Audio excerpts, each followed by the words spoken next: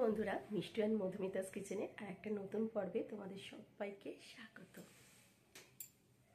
বন্ধুরা, আজকের রেসিপি আর মাছের ফিশ চপ। কি করে খুব সহজে কোনো রকম গোলার ঝামেলা ছাড়াই চটজলদি কেউ এসে গেলেও বানাতে পারো, বা নিজেদের মুখের স্বাদ ফেরাতে বা স্ন্যাক্স আইটেম হিসেবেও বানাতে পারো, ডাল ভাতের সাথেও খেতে পারো। খুব সহজ সরলভাবে আমি দেখাবার চেষ্টা করছি। প্লিজ প্লিজ বন্ধুরা লাইক দিয়ে দেখতে থাকো, আর এই রেসিপিটা একবার প্লিজ বানাবার অনুরোধ হলো। আমার চ্যানেল নতুন বন্ধু হলে চ্যানেলটাকে সাবস্ক্রাইব করে নিয়ে পাশে থাকা বেল আইকন সমেত ক্লিক করে নেওয়ার অনুরোধ হলো, যাতে আমি চ্যানেল নতুন কোনো রেসিপি দিলে সরাসরি তোমাদের কাছে নোটিফিকেশন পৌঁছে যায়।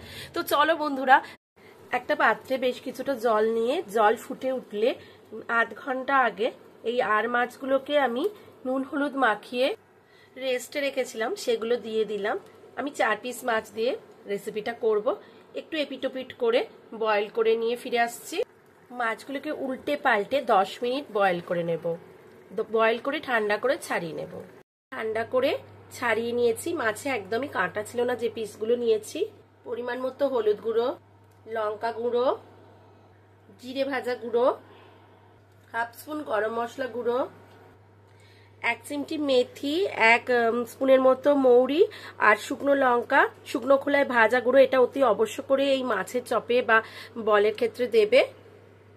পরিমাণ মতো নুন। আগের মশলাটা বন্ধুরা অতি অবশ্য করে দেবে, তাহলে কিন্তু ভীষণ স্পেশাল একটা টেস্ট আসবে, অন্য মাছের চপের থেকে আলাদা লাগবে। আর বন্ধুরা লাইক দিয়ে দেখতে থাকো রেসিপিটা।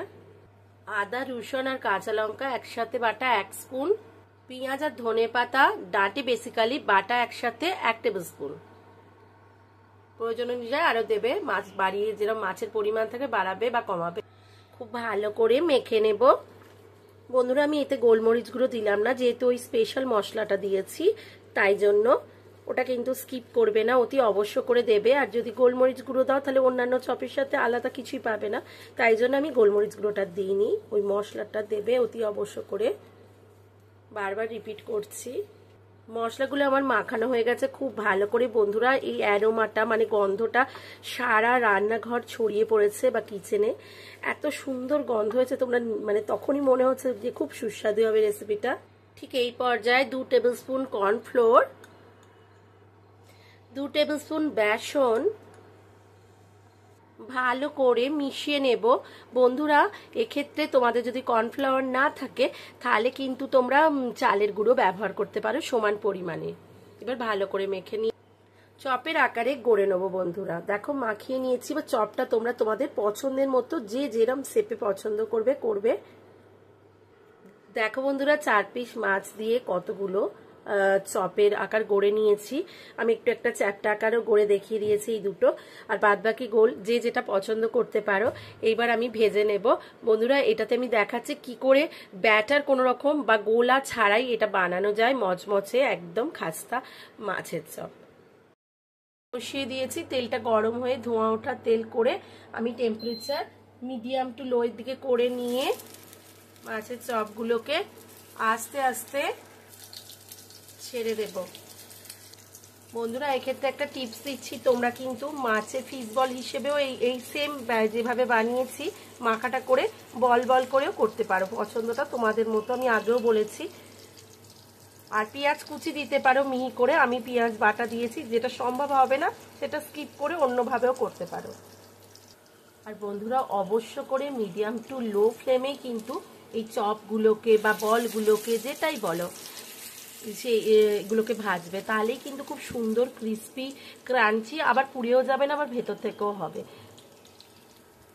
তেলটা গরম করে নিয়ে একদমই লোয়ের দিকে আমি আঁচটা করে নিয়েছিলাম।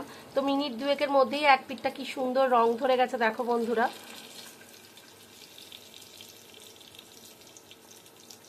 আর ভীষণ মিষ্টি একটা অ্যারোমা বা গন্ধ সারা রান্নাঘর জড়িয়ে পড়েছে। বানানোর অনুরোধ রইল বন্ধুরা, একবার এইভাবে বানিয়ে আমার কাছে এসে লাইক শেয়ার কমেন্ট করো। ভালো লাগলে চ্যানেলটাকে সাবস্ক্রাইব করে নেওয়ার অনুরোধ রইল আমার নতুন বন্ধু হলে। আর যারা পুরনো বন্ধু হয়ে পাশে আছে তাদের অসংখ্য অসংখ্য ধন্যবাদ আমার চ্যানেলে আমার সাথে যুক্ত থাকার জন্য। পাল্টে মাছের চপগুলোকে ভেজে নিলাম। তৈরি হয়ে গেল আর মাছের ফিশ চপ।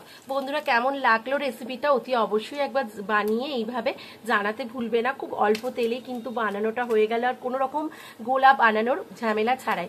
তো চলো বন্ধুরা, আবার হাজির হয়ে যাবো নতুন কোনো রেসিপি নিয়ে।